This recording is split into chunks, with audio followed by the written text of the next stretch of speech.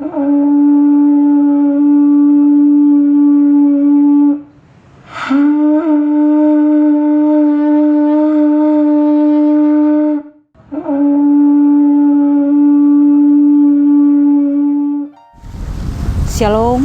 bersama saya Pendeta Mike Marta Rehata, Jemaat GKI Bethlehem Aromaria, dalam acara Tabura Injil Klasis Siapen Selatan, Sinode GKI di Tanah Papua.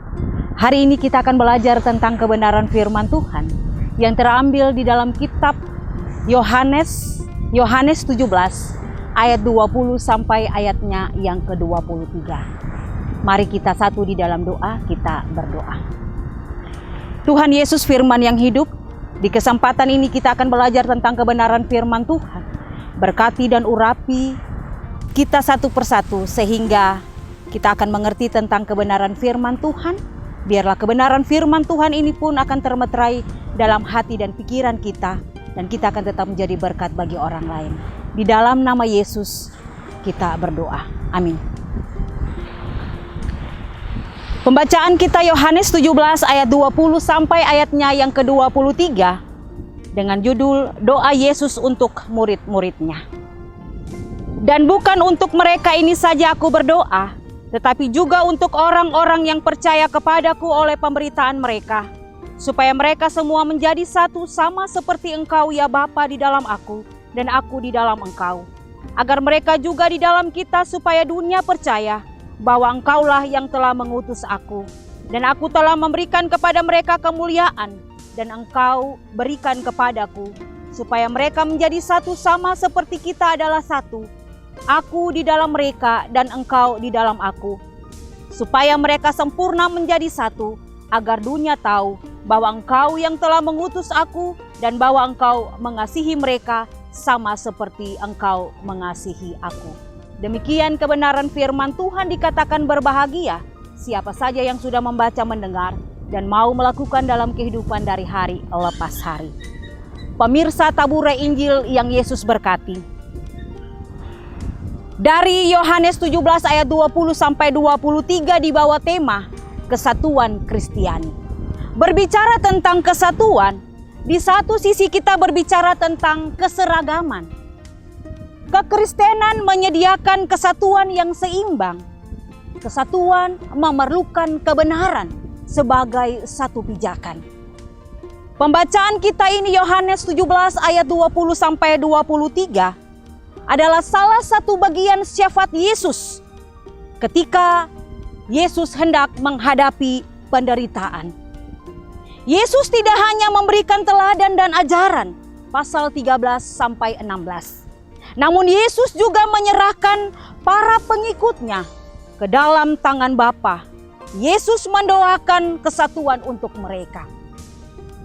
Doa Yesus bukan hanya untuk para pengikut yang awal, tetapi juga orang-orang Kristen generasi berikutnya. Ayat 20. Yesus Kristus tahu bahwa salib bukan akhir dari misi keselamatan.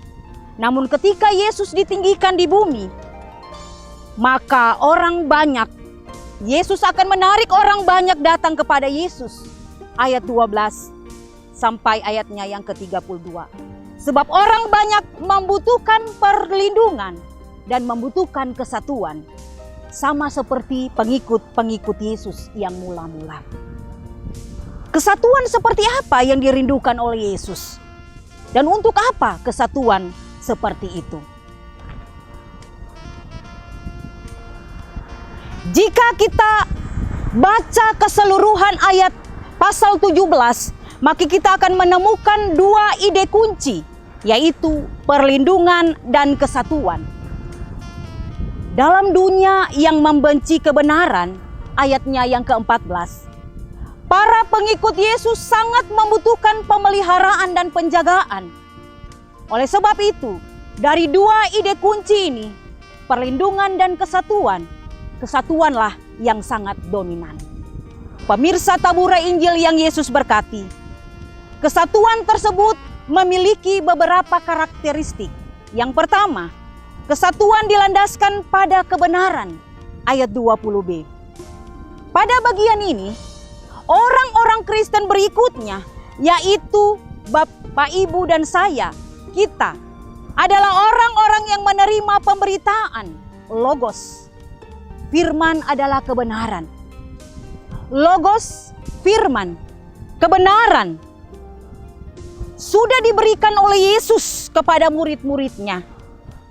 Ada kesinambungan ajaran Yesus kepada para rasul dan pada akhirnya kepada orang-orang Kristen segala zaman. Dengan kata lain, kesatuan yang benar didasarkan kepada kebenaran. Yang kedua, karakteristik yang kedua berpusat pada Allah. Bukan kebetulan bahwa muncul berulang-ulang kali pada ayat 21. Sama seperti engkau ya Bapa, di dalam aku dan aku di dalam engkau. Ayat 22b, sama seperti kita adalah satu. Ayat 23, sama seperti engkau mengasihi aku. Semua ini mengajarkan bahwa kesatuan Kristiani dimulai dari kesatuan kekal dalam diri Allah Tritunggal. Yang ketiga, karakteristik dari kesatuan yang ketiga ini melibatkan keintiman. Ada kebersamaan, ayat 21, 23a. Ada kesatuan, ayat 22. Dan ada kasih, ayatnya yang ke-23b. Keintiman seperti inilah yang Allah inginkan dari komunitas, dari kumpulan orang-orang percaya. Karakter kesatuan yang melibatkan keintiman sudah semakin sulit ditemukan di dalam gereja. Banyak gereja hanya berlomba-lomba menjadi gereja yang besar. Mereka lupa bahwa ada kebersamaan, lupa bahwa ada kesatuan, lupa bahwa ada kasih. Padahal gereja yang besar memiliki tugas yang besar, yaitu menyatukan seluruh jemaat dalam sebuah keintiman. Yang keempat, kesatuan yang keempat adalah kesatuan sejati yang berpusat pada Kristus. Kesatuan Kristen tidak mungkin direalisasi tanpa Kristus.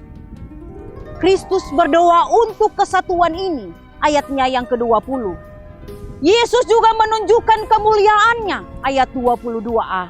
Yesus juga berkenan berdiam di dalam kita untuk menyempurnakan kesatuan kita, ayat 23. Pemirsa tabura Injil yang Yesus berkati, untuk apa?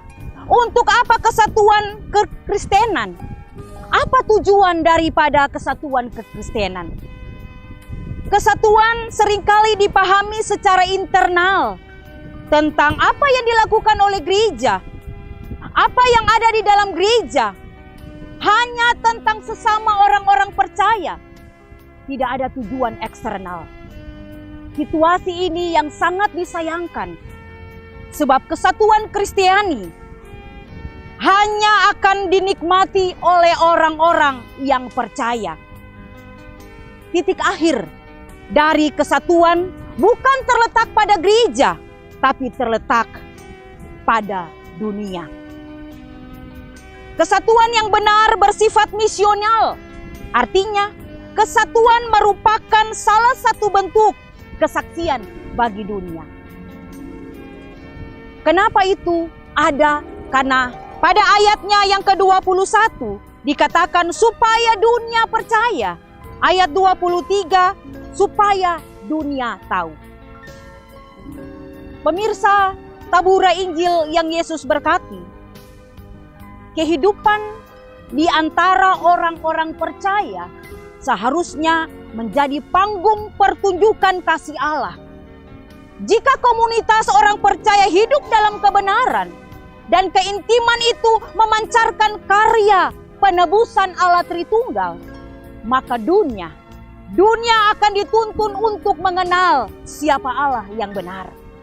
Dunia akan tahu bahwa mereka benar-benar pengikut Kristus. Pasal 13 ayat 34 sampai 35. Dunia akan tahu bahwa kita adalah benar-benar pengikut Kristus. Dunia tidak kenal siapa Yesus. Dunia tidak tahu tentang kesatuan. Dunia tidak tahu tentang kebenaran. Dunia tidak tahu tentang keintiman. Tapi dunia akan tahu dan dunia akan kenal Yesus. Tahu tentang kesatuan, tahu tentang kebenaran, tahu tentang keintiman dari pemirsa dan saya. Lewat pola hidup kita, lewat pikiran kita, lewat perkataan kita, dunia akan melihat dan dunia tahu tentang kekristenan. Pemirsa Tabura Injil yang Yesus berkati,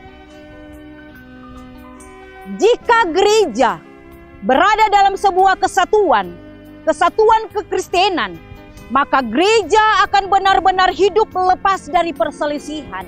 Gereja akan lepas dari iri hati.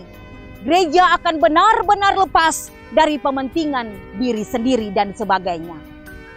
Gereja mula-mula mereka berhasil menghidupi kebenaran.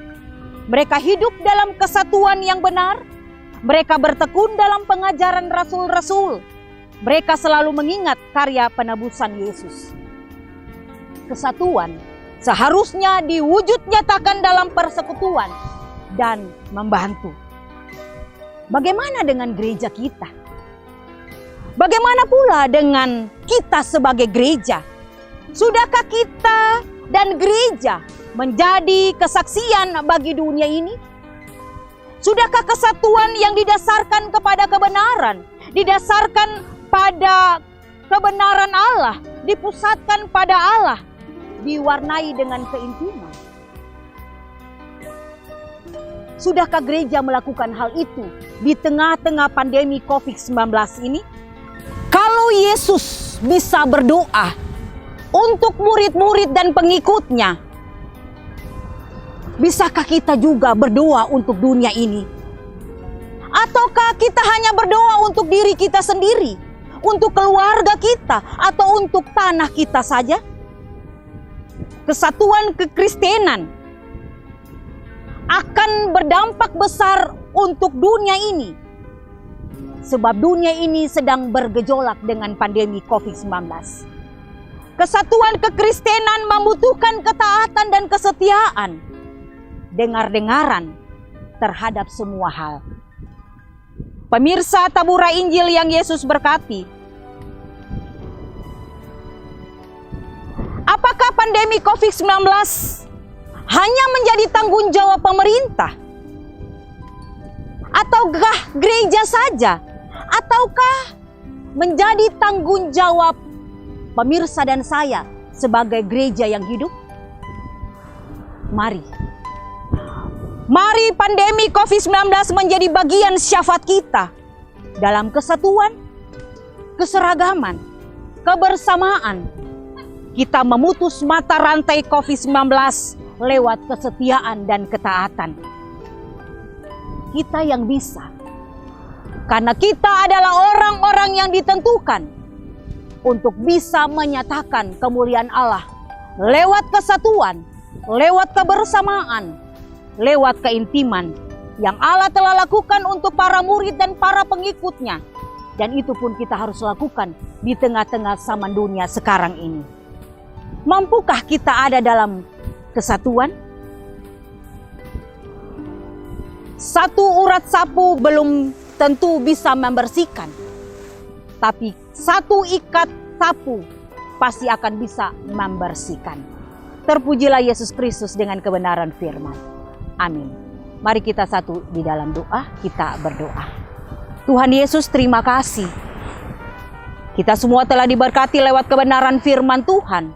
Biarlah kebenaran firman Tuhan ini akan tetap termeterai dalam hati dan pikiran kita, sehingga kita mampu melakukan apa yang Tuhan kehendaki dalam kehidupan kita. Di dalam nama Yesus kita berdoa. Amin.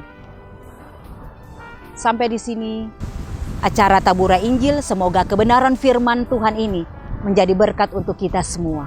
Tuhan Yesus memberkati kita. Shalom.